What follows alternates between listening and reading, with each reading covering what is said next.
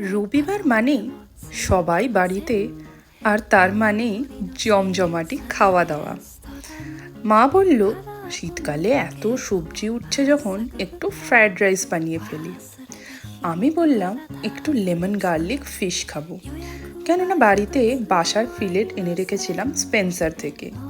আর বোন বলল, এই চিকেন না খেলে রবিবার রবিবার মনেই হয় না, তাই মা একটু চিকেনও বানিয়ে ফেলো তার সাথে। আর বাবা বলল যে একটু হেলদি কিছু না হলে হয়, তাই সাথে স্যালাড থাকবে। তাই সবার পছন্দ মতো খাবার বানিয়ে এই থালিটা আমি আমার দুপুরের জন্য সাজিয়ে ফেললাম। ফ্রায়েড রাইস নিলাম, লেমন গার্লিক ফিশ নিলাম, চিকেন নিলাম, আর অনেকটা স্যালাড। আমার তো খেতে ভীষণ ভালো লাগলো। আপনাদের কেমন লাগলো জানাবেন।